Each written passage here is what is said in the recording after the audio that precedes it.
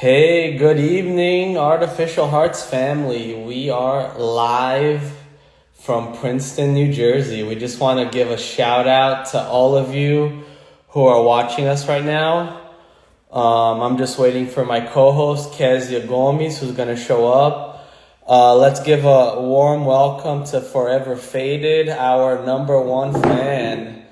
Good to have you with us, Forever Faded. We're going to be starting our live in 5 minutes. And we're just waiting here for my co-host to come. So as soon as you come into the live, just, say hello to everyone.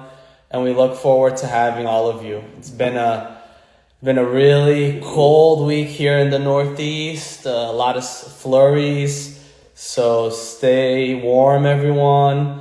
And never a better time to drink some hot chocolate than now, right? On a snow day.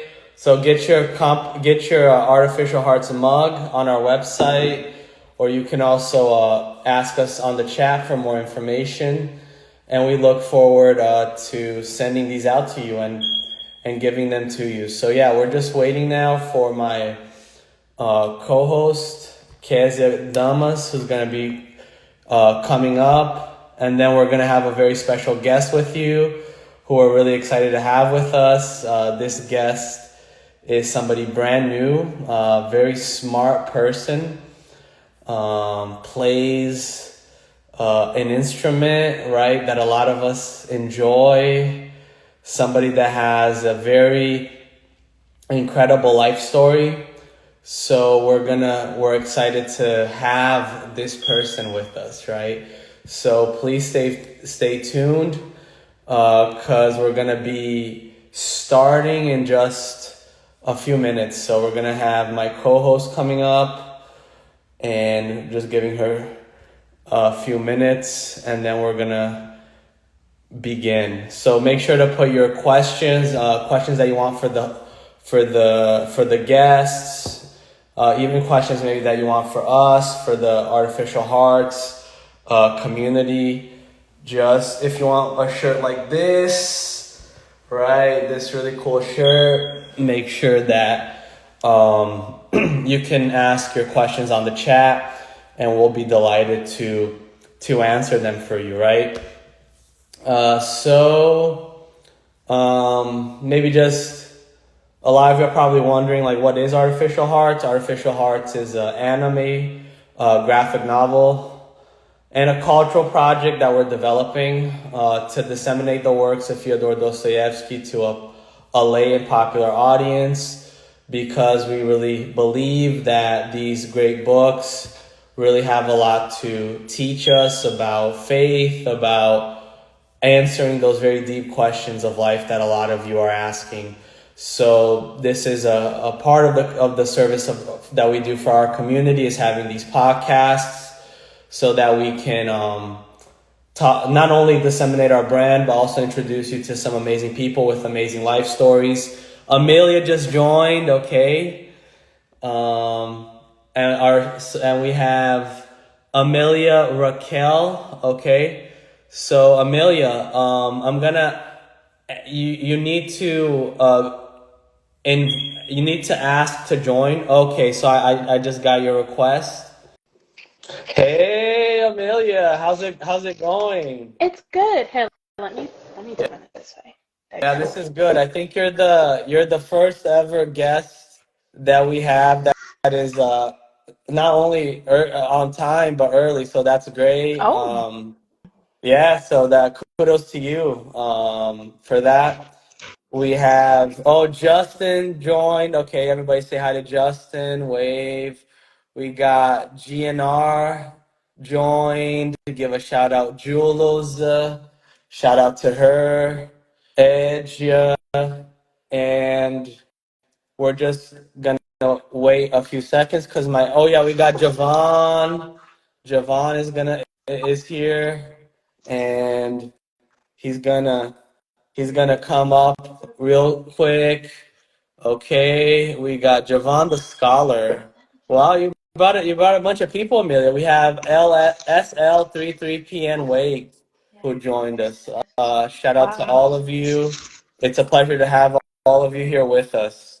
So my co-host is going to be joining us shortly. So how's it been, Amelia? How's the weather up there?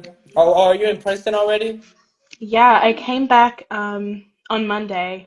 So it's been it snowed on Monday night. So the snow actually stuck. So it's very icy, very cold. It's colder than it is in New York, which is crazy. But yeah, not too bad. I've been enjoying it though. Classes haven't started yet, so I'm just kind of relaxing. Oh, that's cool. Yeah, me too. I came earlier too, so I got like time to do some like research and writing, which is kind of good. Oh, that is really good. Yeah. But I think we'll kind of start off, and then my co-host will join us like real soon, hmm because we know that you got stuff to do. But anyway, first of all, I just want to welcome everyone to Amelia Brown. Right, Amelia Brown is a first year student here at Princeton University. Second year. Third year, sorry. Yeah, well, see how time goes Second. by. You see how fast they grow, right? So a third year student, right? Here at Princeton University. You're studying medical anthropology, right, Amelia? Yes. That's awesome. That's awesome. Well, we just want to thank you. We also want to thank all of you who are on our platform watching this, because we're gonna have a really fun conversation tonight with Amelia. And first of all, I just want to say again, right, reaffirm how fantastic it is to have you here on the pod. And maybe tell us a little bit about yourself. Where are you from? And how was the journey getting to Princeton University? Sure. So hi everyone, I'm Amelia. I'm a sophomore at Princeton. I'm in my second year studying medical anthropology, as Galemi mentioned. Um, I was I'm originally from the UK. I was born in Watford and I moved to America when I was 9. So I've lived in New York since that time. Um, So, like, I had a fairly standard British childhood, but my middle school and high school experience was in the States. So Mm. I have those two cultures that I'm carrying. And then everyone in my family is Jamaican. My parents are born in Jamaica. My sister was born in Jamaica, and she moved to England with my parents when she was 8. So we kind of have very parallel immigration stories in a way. Mm. Um, as for Princeton, I don't know. My parents are very traditional, very focused on school and education because that's that for them was the path that they could use to get out of the financial situation that they were in. Education was a means for them to create a better life for my sister and I. So it was always an expectation from them that we went to good schools. Mm. So my sister went to the University of Cambridge. She studied English there. And then when I came here, when I got into Princeton and I decided to go, I was the first in my since we had just moved to the United States, I was technically a first generation American student. Oh, So wow. we had to navigate like the college board and SATs and applying to college with parents who like my parents didn't know anything about that system or how it worked. So that was challenging, but it worked out for the best. I got into Princeton and UPenn. Those were the Ivies that I applied to, and I got into them both. So I decided to go to Princeton just because I liked the atmosphere better. I had toured both schools, and I just felt a better fit at Princeton. Mm. And that's where I decided to go. So I've been here ever since. I love it. I have incredible friends. I have an incredible support network. I've taken some really amazing classes through medical anthropology.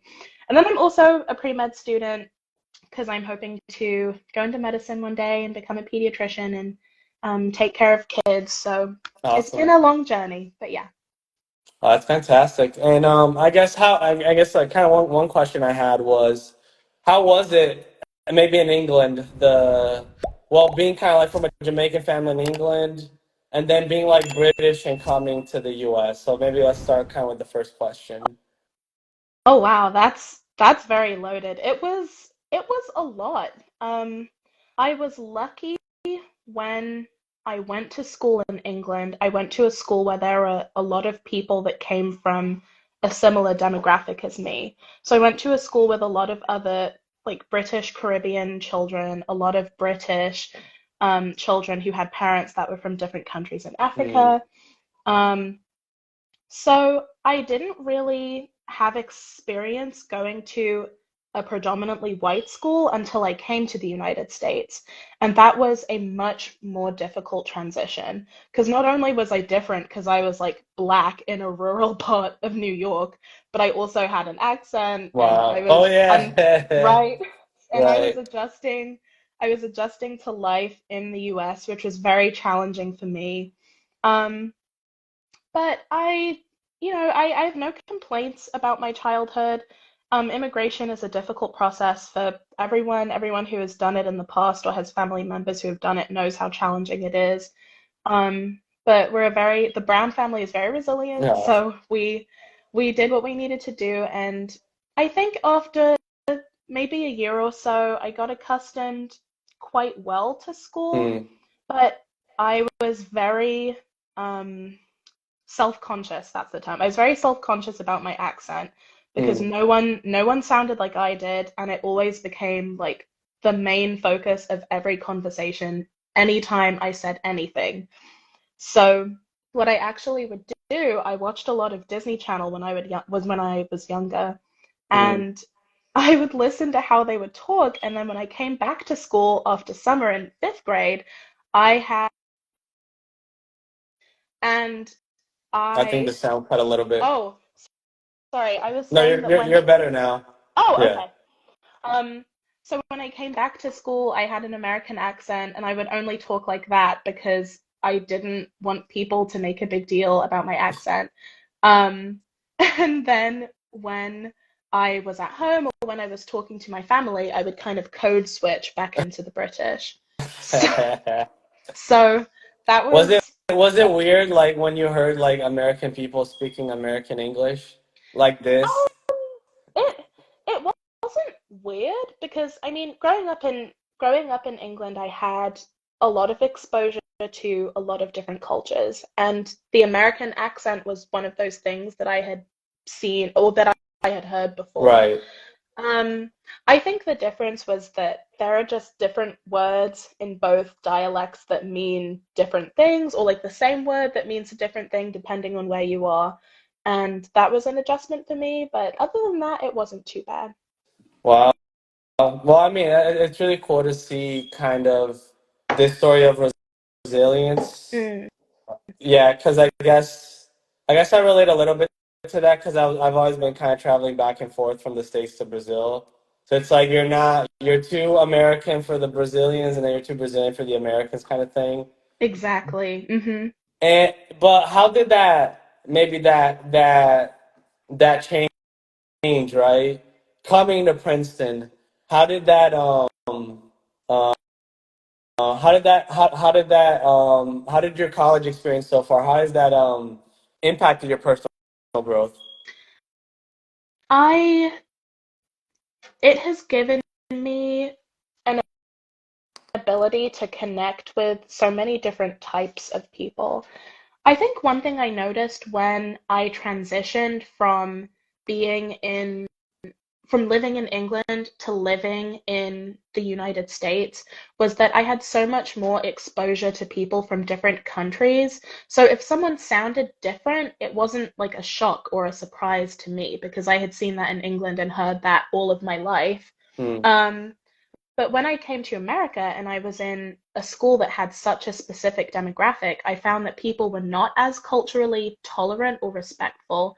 So coming to a community like Princeton, where almost everyone comes from a different space and everyone has their own story to tell, I've been able to just meet so many new incredible people, immerse myself in types of classes that I didn't think I would be doing at all. So that's really been a So, blessing.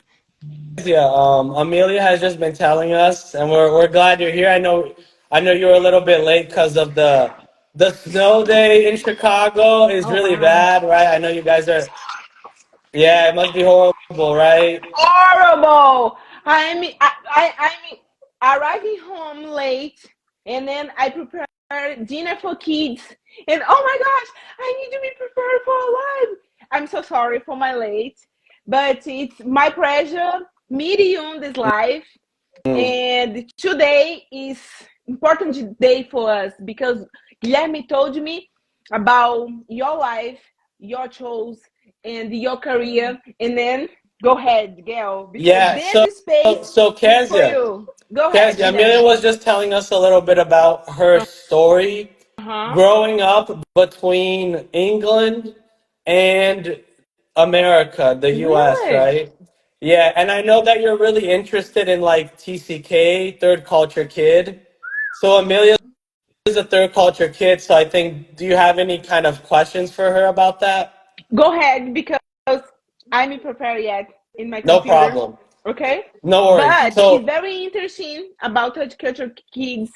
It's because we have friends, uh, parents live in different country, and it's very important to hear you about your life, about your how. Go ahead, because I need to be prepared for my no life. worries. Take your time. Okay. So, Amelia, how has this journey, this dynamic, right, of being a third culture kid, of growing up between the U.S. and the U.K. Now you're at Princeton. How did that impact? How did that influence your personal development? Maybe let's talk a little bit about that. Sure. It's definitely helped it to some extent and harmed it to Mm, another. I think the problem, or not the problem, I guess the problem that society places on you as a third culture mm, kid is that you're never enough of one culture for the other. It's like what you were yeah. saying, like you're too American to be Brazilian or you're too Brazilian to be American. It's been the same case with me to an extent at Princeton. There's a very active Black community here. There's a very active Caribbean Mm, community. And even though I have lots of Caribbean friends that are incredible people and support me in everything, I definitely felt like at the beginning that I just was not Caribbean or Jamaican enough. Um, and I felt like there was so much more that I felt guilty about not even understanding about my own culture when this was kind of second nature and things that other people already knew. So that was an adjustment, but I think I realized I came to terms with that kind of third culture identity and realized that it's a good thing and it's something that sets you apart from everyone else, something that, again, gives you that ability to connect with more people and to embrace different cultures and ways of life. And just to have a more open mindset to learning and becoming a more well rounded person and individual. So I think that was one of the benefits to being a third culture kid. I'm happy that there's a term for it now because when I was initially going through it, mm, I didn't know what to call myself. I felt so guilty for kind of giving up pieces of my British culture or just not mm, being able to remember them because it had been so long since I had been back, and then not knowing enough about American teenagers and those types of dynamics that were up and coming in the 2010s and the early 2000s. So that was an adjustment, but I'm grateful, and I think that I have just become mentally stronger, and I just have more of a positive mindset regarding my identity and the diversity that makes up who I am. oh, that's amazing. And Wow. Yeah. uh, Kez, is there anything, or can I ask them? Yeah, I am ready right now. Oh, perfect. Go ahead. Okay. Let me ask you one thing. It's be one third cultural kid child. You told this is has impact about your choice, right? And what kind of home were you raised in? Hmm, that's a very good question. Mm-hmm. Um,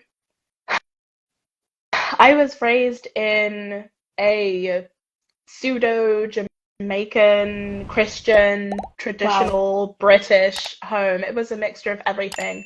My dad came to England as a police officer from Jamaica, and my mum came to England as a teacher.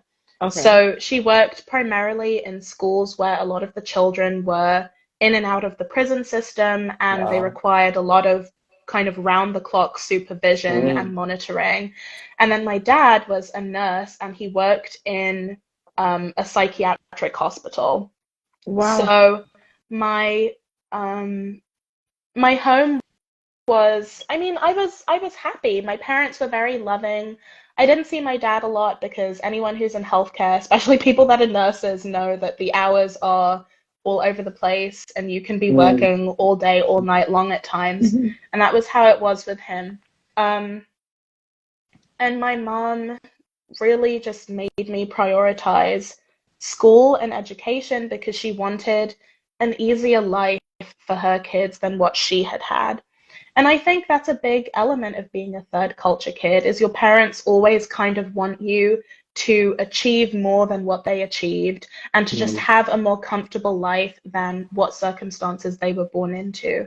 So that was always a very present theme in my life. Other than that, I think my parents just wanted me to be happy. And you know, the decision to move from England to America was just for job reasons and wanting more opportunities and wanting to be closer to family because, you know, most of my family lives in America or in Jamaica still. So I was raised in a very strong home. And above all of that, my parents raised me to be proud of who I was and am and proud of my identity. And that's always been something that has stuck with me. Wow. So nice. Go ahead, Guilherme. Yeah. Make you a merchant. Yeah, I got a question, but before that, don't forget to order your artificial hearts mug. Okay, especially during this season where there's a lot of snow days and you're at home. Don't miss the opportunity to eat some really hot chocolate with this wonderful mug on our website. And you can, for more information, just ask here on the chat or go to our IG page at a artificial hearts. That's our IG for more information. Also, if you want to get this wonderful T-shirt Wonderful. that I am using, do not miss out, and also contact us on IG or on our social media platform or on our YouTube channel or on our website. You can also, for more questions, send them here on our chat. And going back now, Amelia, so you've had this very unique upbringing, very different from a lot of let's say the normal British student. How, and then now you're at Princeton, which it was also a very unique experience, and you are one of the founders of the Princeton Adventist Christian Fellowship. So tell us about that. What is that organization? What does it do? How did it start? And tell us also a little bit about how did that organization maybe help you with kind of these issues that you were having as a third culture kid. So the Adventist Christian Fellowship is an organization that oversees the Christian fellowship groups throughout secular campuses in the United States and Canada, I believe. So I am secretary. I've really enjoyed my time. I work with Joella and Lonnie to just do community events, study breaks, little things that bring Princeton students joy during very stressful, difficult, academically rigorous times. So that's more a little bit what we do. And at the end of the day, we're really just looking for people's happiness. And if they want to know more about what we believe and why we believe it, then they have that opportunity to ask us. But I think for me, the main way it has helped me, I remember when I finished my very first semester at Princeton, and I was so mentally drained, and I was like, I didn't want to do it anymore. I was so devastated. And I remember, you know, in cartoons when kids are like, I want my mom, like I called my mom and I was like, I want to go home. I don't want to be here anymore. And I remember we went on not a retreat, but it was a weekend program that was run by Pastor Stephen Eric, and we went up to upstate New York and just spent like a couple of days by the campsite and just kind of encouraging each other. And that was such an impactful experience for me. It really shifted my mindset towards everything that was happening in the semester. And I left that experience feeling like the second semester of the year was something that I could actually tackle and something that I could do well in. And, you know, I kind of reset my focus. I took the time to kind of pray and, you know, make sure that what I thought I wanted to do was what God wanted me to do. And I came back to Princeton with actual goals. And I came back to Princeton knowing that when I finish this year, I'm going to be in a much better place than I was before. And having the opportunity to just talk to other students and other people that were going through the same situation as me and came from the same religious background, that was so encouraging to me. That really completely changed my perspective on college and how I never have to approach anything alone, because there's always someone with me. What did you find most rewarding about this group, the Princeton ACF, of like young Christian people? Wow. There are so many things. I think the Well, let's main talk about it. Yeah. I think the main thing is probably the community that we've built. I know, you know, we had been talking, G, about how just more like active the community at Princeton SDA Church is, like the young adults, and how much more we do simply because of that community that we've built and the friendships that we've built with each other. That's, I think, one of the most amazing things about it, and the fact that anyone who kind of comes into our group is accepted, and we love and appreciate everyone who's coming in. And that has been so heartwarming to see, and to see just how much it's grown since like the moment I came to Princeton last August or 2 Augusts ago up until now, and just how much progress we've made. And from all of that to being able to plan our Cocoa kickoff event and having so many people come and to like play games and just have a good time, that has been even more heartwarming. So I think that's probably the most impactful thing, is just the family that we have together. Oh, it's nice. Amelia, told us about your career. Like, was a music lover. What sparked your interest in this forming the art? Are there specifically musicians or singers that hold a special place in your heart? I love these types of questions. So I started essentially my career in music. I started playing piano. How old you was when they started? I think I was 6 or 7, I think. Wow. So I That's young. started pretty young, and I didn't know that what I had was perfect pitch. I just knew that I liked listening to music, and it was easy for me to remember what key it was in, and it was easy for me to kind of recreate it if I tinkered around on the piano enough. But because I was trained in classical music, that was not something that's encouraged. Classical music is very rigorous. It's very, you read the music and you play the notes, and the interpretation kind of comes afterwards. And I didn't really appreciate that style of learning music. I also remember that my dad would play this radio station called Classic FM, which is a very famous British station that just plays classical music throughout the day, and that was kind of my gateway to hearing an orchestra and specifically violin, which is what I chose to play when I came to the United States. My mom had no money to buy me an instrument or to take private lessons, so I got a green violin from Amazon because I chose that color and I wanted that color. So I played that, a green violin. And a movie, I think there's a movie called The Red Violin or something. Yes, there is. The green violin.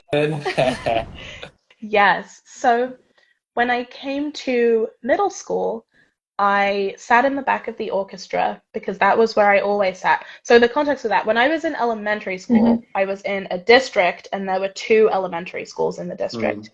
There was only one person between both schools that played bass. So in order to create more sound, I suppose, my orchestra teacher made a few violins play the bass music.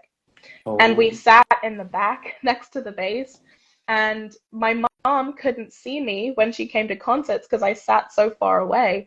So I said, if she can't see me, she will be able to hear me. And I developed a mindset of I have to be unapologetic with the way that I play and really play from the heart and make loud mistakes. Don't ever be afraid to just play your heart out and to let your instrument and your musicality reflect your feelings and emotions within the context of music. So that was the style that I played with going into middle school. And my teacher was a Black woman from Colorado who had been playing violin for many years. And she heard me from the back of the orchestra and she looked at me and she said, "What are you doing back there?" And from then she moved me up and she said, "You have to let me teach private lessons with you." And I said, "That sounds great, but I don't have any money. I just emigrated from the UK. I don't have any money." And she said, you can't play on that Amazon violin. You need something better than that." Again, didn't have any money. So she told me, she said, "Amelia, for as long as you're under my care, you will not pay me a dime for the private lessons that I teach you." She taught me for free. She taught me for free until I graduated from high school, until far after I had, my family had become financially stable in America. Far after all of that, she took care of me and she gave me the violin that her music professor in college gave her. And to this day, I have that instrument. And the method that she used to teach me, I was no longer displeased with classical music. She taught it to me in a way where I appreciated it and loved it. And she also helped me to realize that I had perfect pitch. I remember usually at the beginning of orchestra, in middle school orchestras, there's just the one conductor and they help tune all of the instruments before everyone rehearses. And my friend who was sitting behind me asked me if I could tune her violin. And I said yes, having no knowledge of tuning. All I saw was just what she did. I just observed her and then I did that. And I tuned her violin. It was perfectly in tune. And I had private lessons later that night. And my teacher asked me, she was like, "Amelia, how did you know how to do that?" And I was like, I don't know. I just did it. And she, played a bunch of different notes on the piano and she had me tell her what they were. And she made me test for sharps and flats and all the crazy perfect pitch stuff. And that was how I realized I had it. So that was something that, perfect pitch is a blessing and a curse for anyone who has it, because you hear when people are out of tune all the time. But then at the same time, you hear when you are out of tune.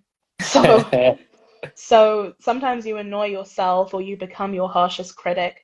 But all in all, it's been an amazing journey. And then in high school, I started taking piano lessons again. I took it with the teacher who accompanied me on most of my violin solos.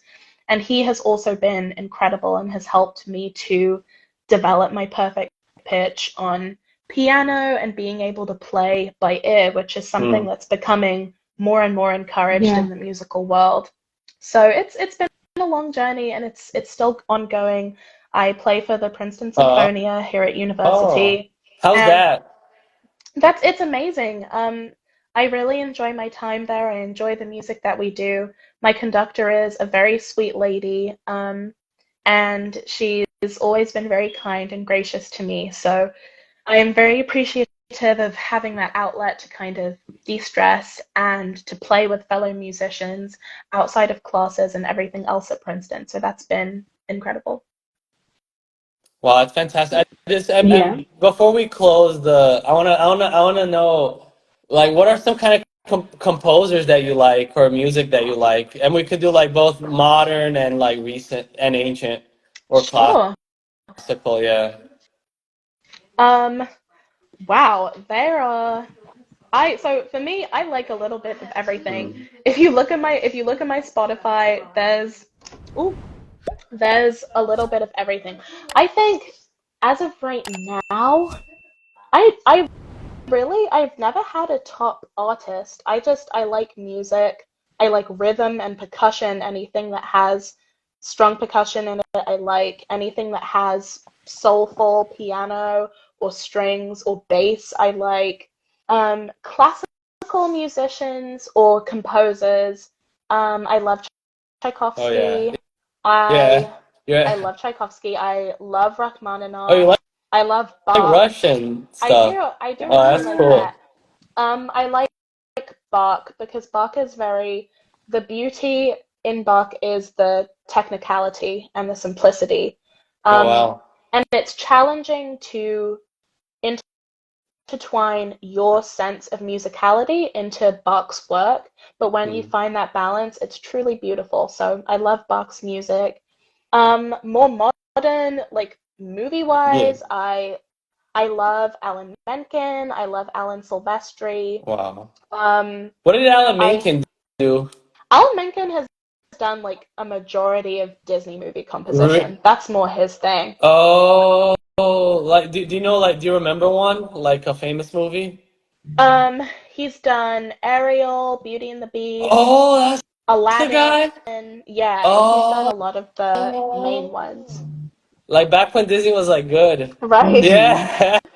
That was all him. Mm-hmm. Yeah.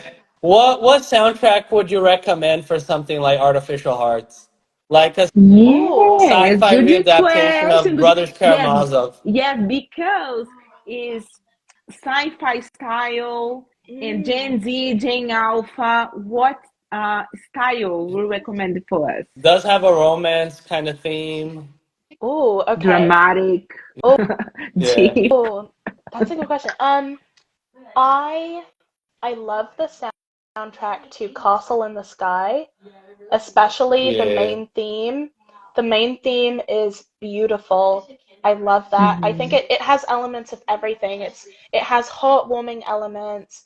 It has it has action. It has sadness. It Mm. has beauty in Uh-huh. it. Such a good soundtrack. For something that's a bit more upbeat, I like the music in Treasure Planet. I know Oh yeah. we've spoken about that from time to time. That music I think it's really good. Jim's theme, the song I'm Still Here, is a really Is that impactful Treasure song. Planet? Yes. Oh yeah. Um, That's like such an underrated movie. right. And It's so, it has like the sci-fi theme too, like a sci-fi version of Robert Louis Stevenson's Mm-hmm. Treasure Island. Yeah, it's mm, such a cool movie. Yeah, I feel like it doesn't get the appreciation that it deserves. I think they kind of killed it off. That's like my conspiracy theory, so they could put that like CGI stuff like Nemo right the year oh, after. mm-hmm, Yeah, and that's why like when Disney like went all over the top with like all that 3D stuff, mm. and they killed all that like cool 2D animation that they used to do. Yeah, I agree. I think that was more of the golden age of Disney, and Yeah, then they slowly kind of made their way away from that. yeah, Um, but yeah, such an underrated, beautiful movie. The soundtrack is beautiful. Um, I think because it has this kind of sci-fi meets historical fiction type Mm-hmm. of vibe to it, there is the strings, the way that the strings are orchestrated, the way that kind of percussion and modern rock music is incorporated in to the Yeah. soundtrack is also so well Mhm. done, which is one of the reasons I love it so much. So I think those two are pretty solid choices. Awesome. I love it. Deep and strong music. Mm. Probably it's because it's like my personality, and yeah, it's I love it if Guilherme chose you playlist about this style. Like we have you character in artificial heart is Damian. His personality is same like me. And it's probably Guilherme when you chose one song, come Amelia for help you, Yeah. and please give him a deep and strong music because it's my ID exactly this guy in artificial heart. And this is long journey for us, Amelia, because we need to choose um, playlist songs, person for making how do you say, Guilherme, put song and persona and characters Oh, like in a song that aligns with the character. I think that's yeah, what she's saying. it's long journey for us, and we start this journey yet, but pray for us and talk about this project for another your friends and your family, and because we need more person and like you inspire us. This project it's big project in my life and Guilherme's life too. But my next question for you is: you consider you consider yourself one in Gen Z, and what is the difference in your decision that you see in relation to preview generations? Hmm. I Gen Z is one of the most daring generations, in my opinion. I think in the past, like our parents and our grandparents were not willing to go against the status quo or whatever was expected of them for their demographic or whatever position in life they came from. But in Gen Z, that genuinely, as cliche as a statement this is, the sky is your limit. There is nothing that you can't do. And I think what a, a mature element of Gen Z is that I've seen is that we are getting away from the rejection complex that we have.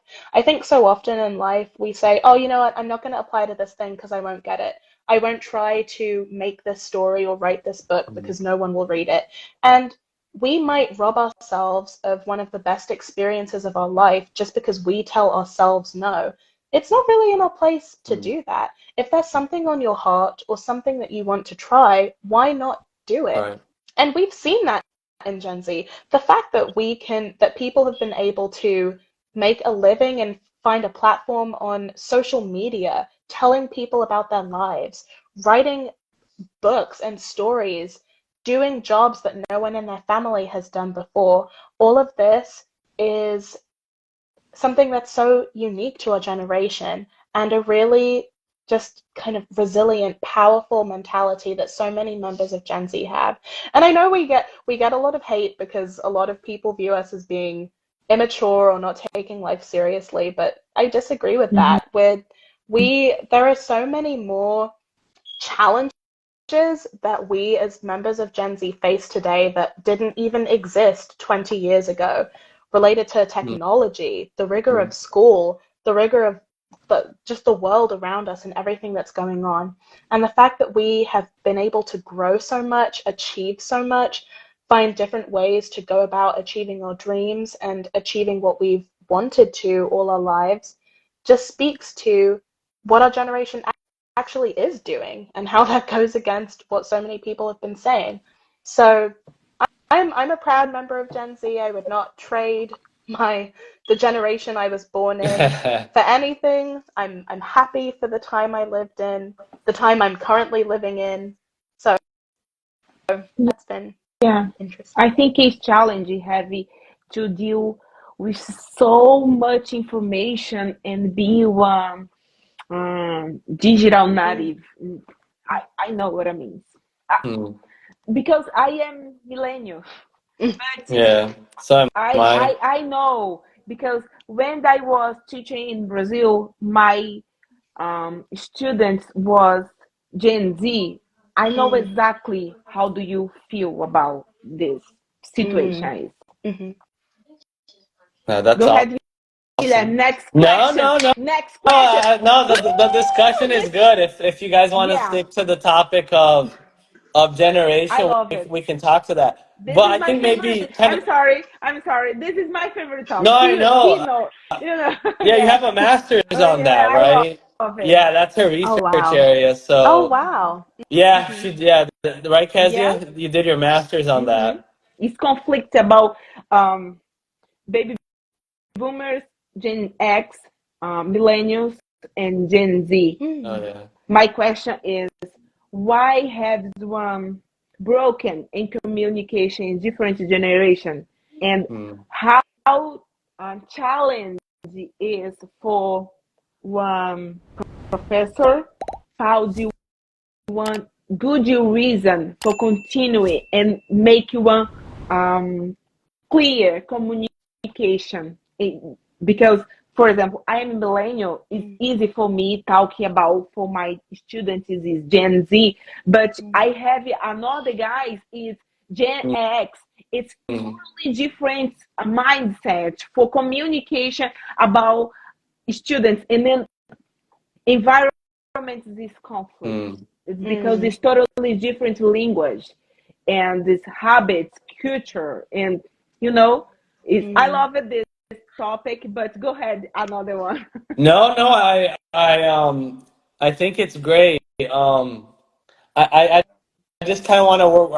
We're kind of going to the final part of this great, really insightful podcast we had with Amelia. But Amelia, we wanted to hear a little bit from you. You know, being already 3 years now at Princeton, right? You must have had some memorable moments from this very special place. Can you share a funny or a heartwarming story that kind of stands out to you? Mm. One, well, over the past summer, Hmm. at the beginning of my second year, I had the opportunity to be a CA leader. Hmm. CA is community action, and it's one of the orientation programs that incoming first year students are placed into. And we were at a retreat center and we did a lot of work and a lot of community building. And it was so strange but beautiful to see these students experiencing Princeton for the first time. And it was so uncanny to consider that I was in the exact same position as they were only a year before that. Hmm. But it was such a beautiful experience. I was nervous initially because I was like, I don't know anything about any of the students I have. I am not from where any of them are from, so I don't even know if there's anything I can teach them. But by the time we left the retreat, we had all become such close friends. And, we still keep in touch to this day. We see each other on campus and we wave. Um, and I've always kind of seen myself as a leader and a caretaker of people and a comforter to people, and that experience really allowed me to feel that and to apply those skills. And that brings me to another experience, just coming to Princeton for the Yeah, first time. yeah. I I will I will never forget coming down in my dad's blue pickup truck and in the like 90-degree weather, and I went through. There were cheerleaders on both sides of the steps and they were Oh wow. screaming welcome to Princeton, and I was just so excited because even though, you can do as much research, watch as many videos you want, you never know what college will be like until you do it Absolutely. and until you experience it. And just that first day, meeting my roommates, just the moment when, my parents prayed with me and they hopped in the car and left, I realized, oh my goodness, I am on my own for the first time in my life. And that feeling was unlike anything I've ever felt before. So that's a day I'll never forget. But those two experiences, very close to my heart, and just all the classes I've taken here, the experiences that I've had with those, all the people that I've met, my friends, that's been truly amazing, and I'll never forget it. But yeah, I've really enjoyed my time here. I've still got 2 more years to go, but I'm sure those will be incredible 2 years. The first 2 years have already gone so well. Mm-hmm. And interesting. Yeah. My next question is about Guilherme, because for me, Guilherme had one brilliant mind, but I need to know your opinion about him. Look, Okay. do you like literature, right? No, yes, I love Okay. literature. Okay. And then, what do you think about this rereading that Guilherme did in your artificial world project? My question is, do you think this project, Artificial Heart, has a space and impact for your generation and new generation? Because I don't know what Guilherme talked about this project for you, but this is rereading new books about inspired in Dostoevsky books, Brothers Karamazov. And for me, in my opinion, this project will impact new generation, Jane Alpha. And what do you think about specifically Artificial Heart and the one graphic novel style, sci-fi? What do you think? I think it's such an impactful project. I mean, I'm not far into the anime world or the graphic novel world, but from what I've seen, I've noticed that there are different spheres of themes, and within those spheres, they stay within the same themes. There's not much that's kind of evolving, or styles of writing, or styles of novels, graphic novels, that are adapting to the way generations are changing, just as we were talking about. So the fact that this is a sci-fi novel, or a sci-fi graphic novel, and it incorporates so many different things at once, but in such a seamless way, is so impactful and so special. And I think there's an element of graphic novels that are slowly being lost with my generation, which could have the potential to be revived with a project like this. I mean, maybe you guys can speak to this more, but I'm sure graphic novels were so much more popular in your guys' time, right, than it was in mine. I feel like people are more into Streaming? kind of streaming, video games, and kind of getting away from reading, like a physical book, right? Everything's more digital now, right? Right, exactly. So, there are so many parts to this product. It's getting back to this evolution of style and entertainment, and also methods of consuming this entertainment. Technology is great. It's helped us get pretty far, but we need to get back to the kind of analog entertainment, being able to open something and feel the pages, and being able to pass that on to the next generation. So it's a really impactful project. I think you guys are doing an incredible job. And Guilherme reps it all the time with his artificial heart shirt. Oh yeah. Ooh, yeah, nice. I love it. I believe that. Go No, ahead, but Guilherme. well, What do I you mean, think? no, What do you think? well, first of all, thanks for all the love. Like, we really appreciate it. Mm. And please do send any musical suggestions. It's always good to like check new stuff out or Mm. stuff that we haven't heard before. But I think I think like we've talked about this a lot, in church and at Princeton.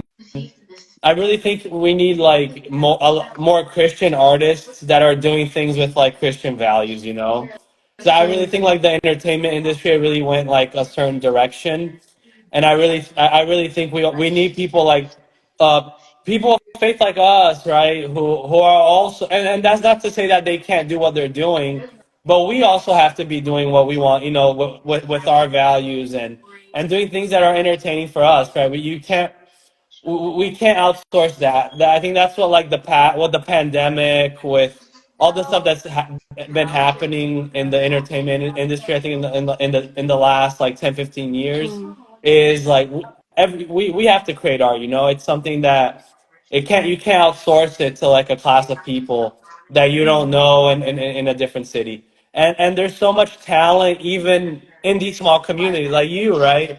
There's like I met you. I met Lonnie, who was also here on the podcast with us. There's like so much rich talent that isn't being taken, Mm. that isn't being used, right?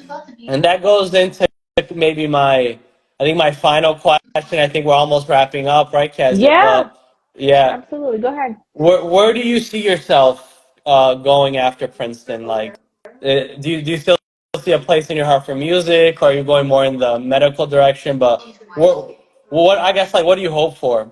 What are some of your plans?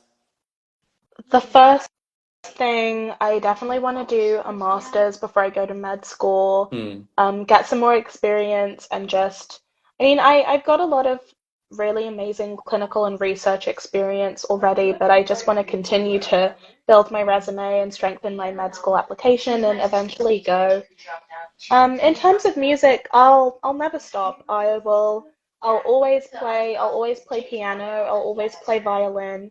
They have a very special place in my heart. Every time I listen to a soundtrack or a song that I like or a composer that I like, I'll be reminded of why I love Mhm. these instruments so much. So I'll continue to do it, and I'm I don't want to let that go, so I'm going to continue with that. It definitely won't be the main focus. It'll be primarily on medicine and getting my Right. MD, and hopefully a master's in public health as well. I definitely want to do community health work, and ensure that everyone has access to healthcare and high quality healthcare. That's something I'm passionate about. Um, so those are the main things that I'm going to continue to focus on and work towards during my college career and beyond. What's one? And the last final question, and then if Kezia wants to chime in, she can ask something. But what's one? I always wanted to know this. Like, what's one musician that or artist that if you could collaborate, you would want to Good collaborate with? question. Yeah. Oh,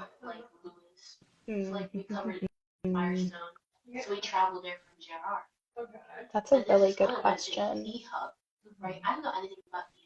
I think I would collab with Adele Wow, because Wow, yeah, Adele. I think it would I be Adele. love it. The reason She because said no, Taylor Swift. I I think because she's just proven herself to be such a versatile, grounded musician. She's done work just selling records, getting platinum, winning Grammys for her work. She's also done work for movies as well. And there's just a soulful element to her music that I really, hope to emulate in my craft as an artist and a musician. So I think it would be Adele. I'm a huge fan. Oh, that's awesome. Um, do we have any questions, Kezia, from the viewers? Oh, Last oh, one. yeah, you Last go. one. When I was kid, I thought about being a singer Mm. one day. I love the music. I love, and every year I write my goals for my new goals for next year. And last year, 2023, in last day, I write my new goals. I start my piano class. And Oh. right now, when I heard you, you inspire me. I Yes. start, Yeah, look at that. Oh, yeah, that's good. I promise. Changing In lives 20, on the podcast, Amelia. yeah, in 2024 is my 2024. year. This year, Absolutely. yeah, my son Gustavo has had 10 years old.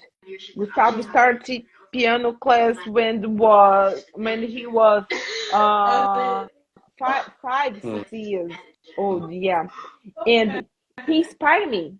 He told me, "Mom, start because you're a good singer. You have one good ear, and then start, Mom." And you inspire me, Amelia. I promise you, this year is my year. Yes, absolutely. Like I didn't play piano for maybe 5 or 6 years after moving to the United States. It was only until high school that I picked it up again, and it's just through kind of playing on the side, taking lessons, being consistent that I've been able to kind of get back up, even surpass the level that I was at before. So, there's like Never is late, every right? Never is no, late. every new day is an opportunity to get started with it. Yeah, exactly. Thank you, honey. Thank you for your time. Thank you for sharing with us your life, your dreams. And I love these stories. I love this environment in this podcast because someone inspires us for continuing. Because artificial heart sometimes I and Guilherme think, wow, it's very challenge. It's very big dreams for us. But when I hear you, when I hear another ones, I think nothing is impossible. Well, thank you, Amelia, again. Kezia took the words out of my mouth. So we just want to say that we're really thankful for you being here with us, and thank you again for having this live with us. And we wish you a great start of a new semester here at Princeton. And hopefully we can also have you again if you want to maybe promote something. You're now officially a friend, a guest here at the podcast, the Artificial Hearts podcast. Thank you. Thank you. Thank you Bye. so Goodbye. much. Bye. Thank Bye. you. Kezia. Ok.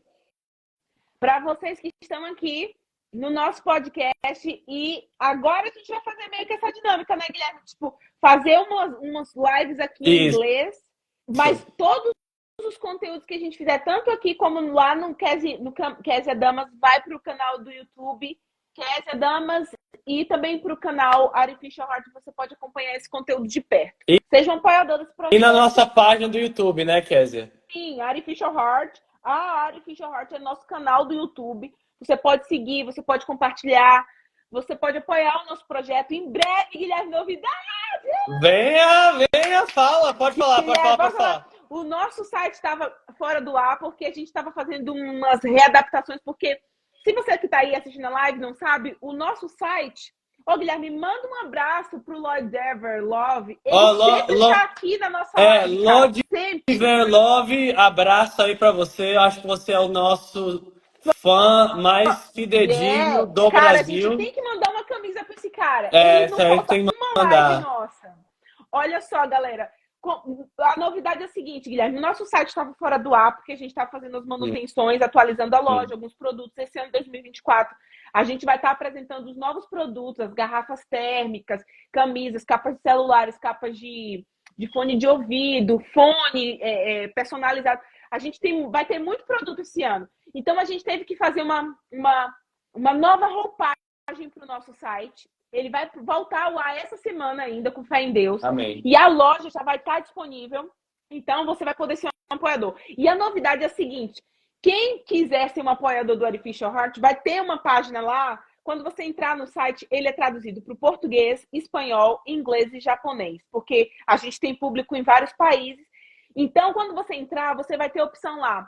Seja um colaborador desse projeto. E você vai poder escolher quanto você quer colaborar. E nós vamos para as pessoas que mais nos apoiarem nesse projeto compartilhar e participar com a gente das lives, assim como o nosso querido Lord Dover Love, que sempre está aqui com a gente. Escreve aí seu nome para a gente falar seu nome, fica mais fácil. Então, para essas pessoas, Guilherme, quando a gente lançar a edição especial, essas pessoas que estão nos acompanhando desde o começo, sabe a edição especial do livro, que vai ter aquela capa clássica, que vai ser edição limitada? Para essas pessoas, elas vão receber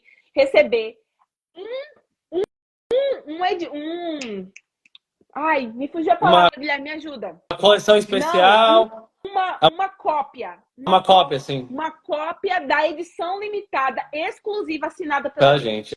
E pela equipe, cara, vai ser top, vai ser muito top. E você depois pode até leiloar esse livro, porque ele vai levar fortuna no futuro. Com certeza, fique esperto. Cara, obrigado, tá, Guilherme, por esse momento aqui. É muito legal a gente compartilhar, ouvir histórias da galera. A galera que tá aqui acompanhando as lives sempre tem me dado feedback assim, cara, as histórias são inspiradoras. Essas pessoas conseguiram, se elas conseguiram, eu também posso conseguir. Você viu a história da Amelia? Ela falando que ela não tinha dinheiro. Quando ela veio do Reino Unido, ela não tinha dinheiro e ela, tipo, tinha um sonho. Sim. Se você pode sonhar, você pode realizar. Então, eu considero que nós somos ousados, Guilherme, porque a gente ousa sonhar. Realizar, a gente entrega a Deus e ele realiza. E numa das maiores universidades do mundo, né? Princeton é o sonho de todo mundo. Então, assim, é um exemplo, né? A gente traz essas pessoas, né, Kézia, para também... São histórias inspiradoras, né? Para vocês, para nós aqui também, para a gente buscar, né, os nossos objetivos. E como a Kézia falou, né, que um dos objetivos, né, um dos temas, tanto do podcast e do Artificial Hearts, é esse dos sonhos, né, Kézia? Sim. Isso é alto. Maravilha. Kézia, eu tô essa lendo aqui é a aqui primeira o comentário. vez... O quê? Ele tá falando que o Love tá dizendo que vai ver no YouTube a live depois em português, porque dá para assistir, tá? As lives em inglês dá para assistir com o subtítulo em português, então a pessoa vai poder... A legenda, né? A legenda. Eu fico tentando traduzir. Mas eu sei como é. Eu sei como é isso. É muito ruim, porque minha mente dá aí você volta pro Brasil, o pessoal acha que você é metida. Mas na verdade é que, tá se achando. Muito tempo nos Estados Unidos, a gente perde o vocabulário em português. A gente vai aderindo pro português. Só que aí, às vezes, tem palavras que são parecidas, tipo subtitles. É parecido, né? Em português. Me deixa saber, é uma tradução literal de... Eu te aviso, me deixa saber. Ninguém fala, me deixa saber. Então, assim, é muito estranho pra gente, mas vai dar tudo certo. Até eu que não tenho esse inglês topzão assim, mas em breve vai dar tudo certo. Não, o inglês da Kézia tá muito bom, viu, gente? Obrigado, ouvindo você. Tá muito bom, tá muito bom. Eu até ia falar isso pra depois pra você, mas tá muito bom. E aguardem, viu, gente, que a gente tem mais pessoas na próxima semana ainda, entendeu? Se você achou que essa live foi boa, não perca a semana que vem, né? Que eu não vou dar spoiler, mas vai ser uma live da pesada, viu?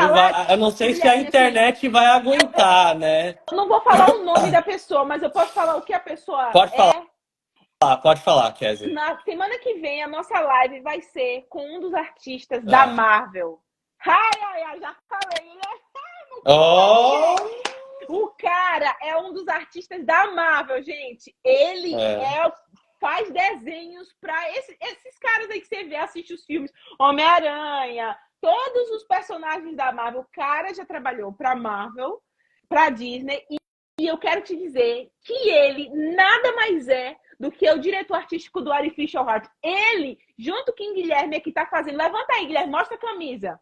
Vamos lá. Cara, ele desenhou cada personagem do nosso livro, que vai ser um graphic novel, que vai ser um mangá, um HQ fenomenal, como você ainda não viu aí no Brasil. Aqui nos Estados Unidos é comum, mas nunca teve um igual ao nosso. Tem, Guilherme? Não tem. Não tem, amigo. Não tem nada nesse nível. Com o que a gente está fazendo. E a gente está fazendo parcerias, né, com alguns dos maiores eruditos. Eu não vou dar spoiler, né, mas aguardem, viu, gente, que o ano 2024 promete. A gente falou a gente vai cumprir, a gente já está cumprindo, né? A gente já trouxe um dos sobrinhos que foi criado com a filha de Desmond Tutu. Nós temos agora, né, uma violinista profissional hoje em uma das maiores universidades do mundo.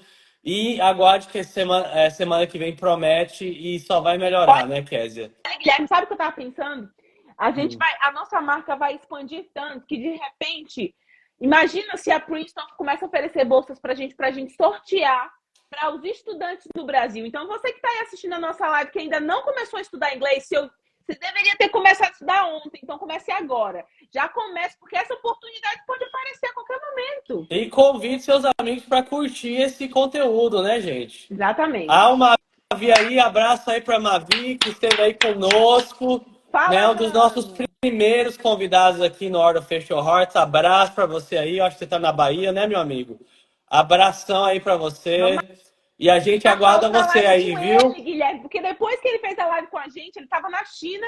Depois que ele fez a live com a gente, uma semana depois, ele foi transferido para a Bahia. Olha que loucura, cara! Que loucura! Agora vamos falar que a gente tem que chamar ele de novo aqui. O fuso horário tá melhor, né? Pelo menos. Tá melhor. O fuso horário tá melhor. A Ana Fátima aí falando. Tá combinado aí, viu, cara? Depois a gente fala no privado. Abraço aí pra você, pra sua família. E abraço aí pra todo mundo. Kézia, essa aqui é a minha primeira vez que eu tô fazendo aqui no canal. Eu só aperto no X, né? Aí eu aperto pra compartilhar, né? Você faz isso, você fecha, só que antes de você compartilhar, você tem que escolher a capa. Você escolhe lá a capa que você quer, que ela vai pro feed, depois o Fábio edita. Tá. O Fábio é nosso design. Tá, então eu posso botar no share, né? Descartar, pode. Cuidado pra você não descartar. Você coloca a legenda. Só não descartar, né? Mas aí bota... Porque eu sei que quando eu botar o X, vai ter a opção de descartar ou de share. Aí eu aperto share, isso. ok?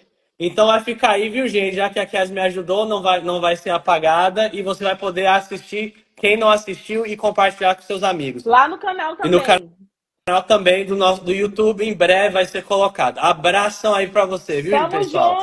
Tamo juntos, abraço. Aqui, ó, o horror aqui é autêntico, viu? Não é artificial, não. Valeu, galera. Um abraço. Tamo junto. Isso.